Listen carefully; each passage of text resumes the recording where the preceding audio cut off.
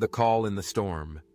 There are days when life flows like a flawless symphony, but then come the days when something in the air shifts, a silent tremor, as if the universe is changing its rhythm, and you're no longer the conductor. For Dr. Arvind Rao, today was one of those days. A renowned immunologist, a celebrated speaker, and the man behind some of the most groundbreaking recoveries in medicine, Rao was in Mumbai, about to board a flight to a prestigious international medical conference in Delhi. Hundreds of doctors awaited his keynote. Dressed impeccably, suitcase in hand, he rushed through the hotel lobby, checked his watch, and muttered timings under his breath. He barely made it through airport security before the cabin doors closed behind him. Heart pounding, he finally exhaled and smiled.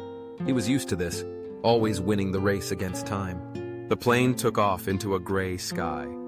Rao opened his laptop and began rehearsing. But not even halfway into the flight, the turbulence struck. Violent, jarring. Lightning cracked like claws across the clouds. Then came the captain's voice. "Due to severe weather, we are diverting to the nearest airport. Apologies for the inconvenience." Arvind stared at the speaker in disbelief. All that planning, all that precision, undone by a storm. The plane landed at a small rural airport. Rao, visibly frustrated, barked at the staff and stood under the terminal's thin awning, drenched in anger. A young man approached. "Dr. Rao, I saw you on television. I'm also headed to the conference. If you're willing, we can rent a car and still make it. It's about 3 hours by road." Arvind hesitated. He hated detours, but he agreed. As the rain intensified, they drove deeper into the countryside. Visibility dropped. An hour passed before the driver pulled over, panicked. "Sir, I think we're lost." Rao clenched the armrest. "Lost? This is ridiculous." Then silence. And then a sigh. "Find shelter.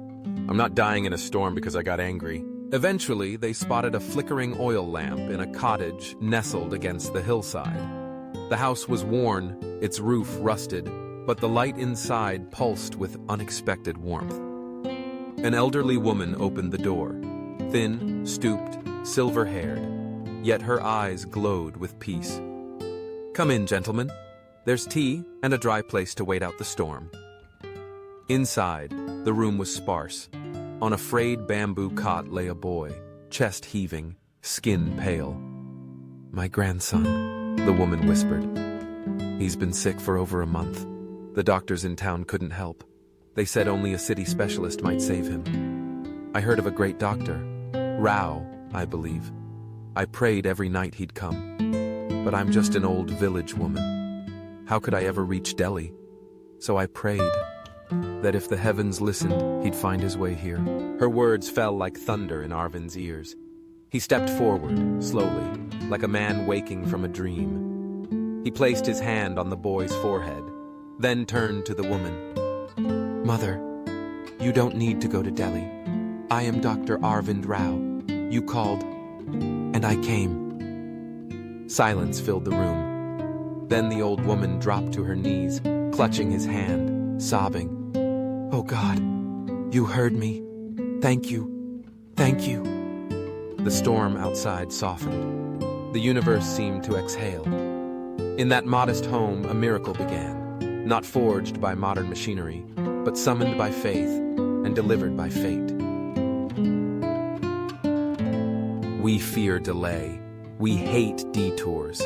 We loathe the idea of losing control. But sometimes, what feels like misfortune is the universe gently shifting our path towards something sacred. Dr. Rao never made it to the conference, but he made it to the only place on earth that needed him at that very moment. Because sometimes, a single prayer, quiet, persistent, pure, can reroute a plane, misguide a car, and summon a healer through the storm. And that is the call in the storm.